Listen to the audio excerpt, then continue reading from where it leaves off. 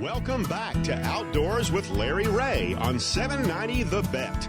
Brought to you proudly by the Tennessee Wildlife Resources Agency. You know, we're going to start this segment kind of different. I usually say, good Saturday morning, all like that.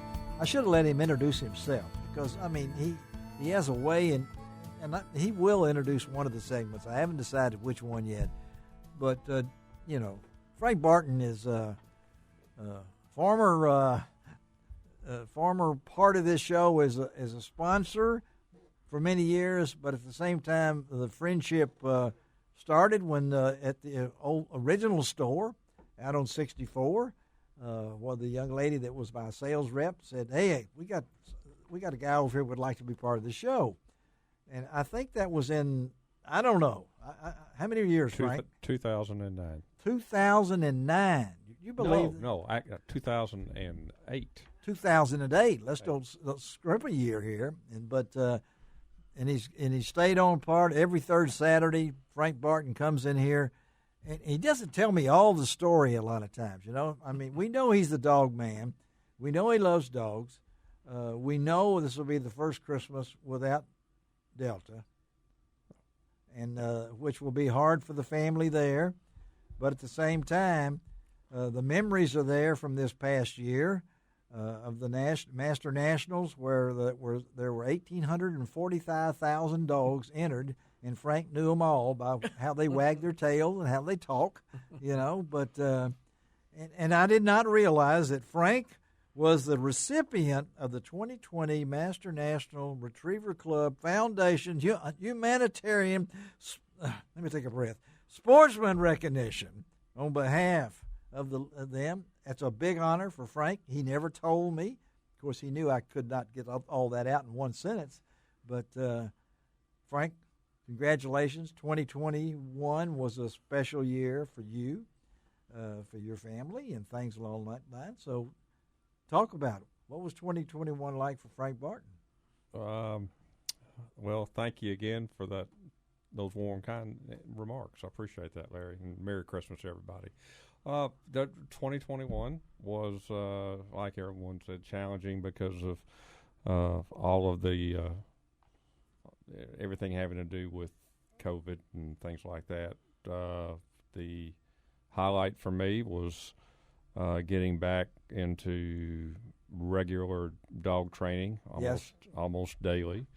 My work activities allowed me to do that, so which was a lot of fun. That's the thing I'd probably enjoy, probably the most outside of my family. Yeah. And with the highlight of that being qualifying a dog, not only for the Master National, but then going out to Idaho and qualifying a dog at the Master National. Just keep saying a dog. I mean, give the dog's name, Frank. Come on, recognition on the air. I mean, huh? This was Goose. Goose. Okay, and Goose is SRR Trigger Times. Talk to me, Goose. That's what I wanted. You know, the what we call it, the call name is Goose. Call name is Goose. Yeah, always at Ames at the Nationals at Ames. They always have the call name, because you couldn't get all that name in there. So, but congratulations on that. Thank you. And I big deal. It was a big deal. Folks that know me, I have qualified a dog before. Yes. In 2005.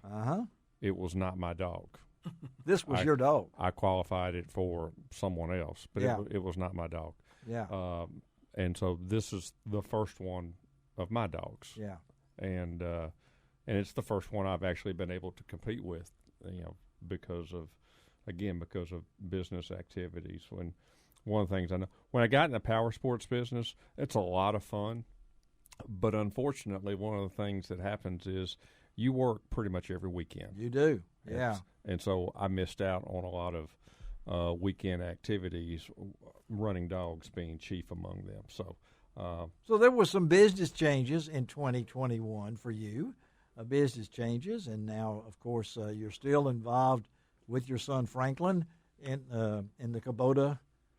Barton, we have Barton Equipment Company, and it's a Kubota store, and I tell folks the principal thing that I try and do is just stay out of my son's way, and he enjoys that. He's he likes that a lot. He likes that a lot. And Frank, not only that, you haven't way. mentioned something else that was new for you in 2021. Which one are we going to talk about there?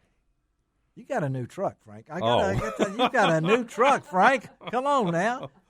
Where is the white one now in the Marion I was in the white Museum? I was in the white one yesterday. Oh, you were? Yeah. Keeping the battery going on it? For those that know, what Larry's talking about is my older truck now. I can say is an older truck. Older truck, yeah. It's one I bought 20 years ago, and it's got that's a senior truck. 418,000 miles on it, and I decided that I wanted to have something a little bit fresher to drive out to Idaho in. Yeah. So I have a new truck. He has a new truck, but it was over 400,000 miles, right? On that, it's still going. I mean, yeah. Oh yeah, I was in it. I was hunting out of it yesterday. Yesterday. All right. Well, we ought to mention here that I did not know that your wife Lynn was received an honor too this year. Lynn, because Lynn was recognized for Distinguished Service Award, which isn't given out. Doesn't happen every year. That's But behind the scenes. Lynn has been behind the scenes for as long as I've been in front of the scenes, because I can't do what I do without her work. And Lynn, among other things, as far as keeping me sane when I'm dealing with all the dogs, Lynn puts together the catalog, and it's a book. Like yes, this it year, is a book. This year was in excess of 400 pages, and she puts all that together and volunteers her time to do it. And the Master National Board recognized her this year for her contributions over the years with the Distinguished Service Award, and caught her by surprise and caught me by surprise because I had no idea. You had no idea. Had no idea. So how long y'all been married? We've been married. Think about it, Frank. 43 years. 43 years. Congratulations. Right. Charlie, how long y'all been married? 50 years. Okay, and we got 56 coming up here. See, once again, I'm the junior member of the team. You're the junior member, but we wanted to give Lynn a recognition because, and Frank, besides that, he keeps up with the Sultana. He has so many things going on in East Arkansas, and I know the Barton family roots are amazing. If you had a chance, just Google Sultana. I guarantee you're going to see something from Frank Barton when it comes close to it, and he has been part of the organization of getting the museum started this past year. So I mean, this has been a year, Frank. The museum we've kicked off a fundraiser for the museum. We're trying to raise just a shade under $15 million to do it, and just a shade. I always like that shade. we had a very nice gift that will be announced shortly. I can't. Okay. I can't say it about it because but it's a nice gift. I'm really. It's a big boost. Really excited. A big boost. Okay. And I'm very excited about that. So hopefully, the museum will be something that will happen in my lifetime, hope so. To commemorate this nation's greatest maritime disaster. Yeah.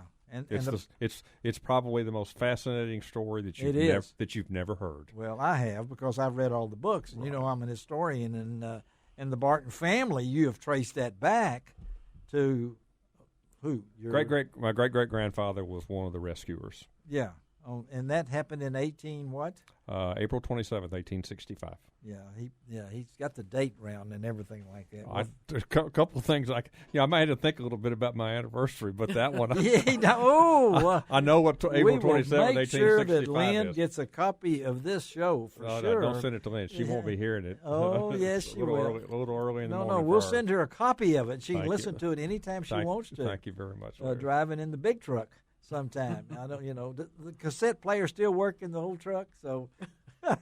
The cassette player probably does work. I haven't.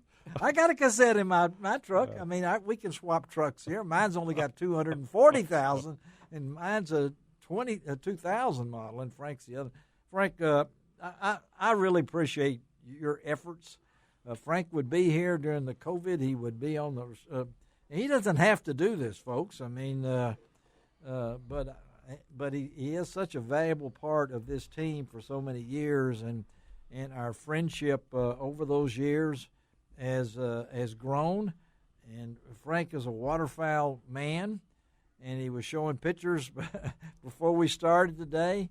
They were I was showing pictures of what you would call as the waterfowl gunning area that you can walk out there right now in tennis shoes in. And waterfowl would not be the right word. No water out there, for certain. Dry fowl is what it is. But, Frank, we hope you 2022, you're going to be going, the Master Nationals will be where? We've already started.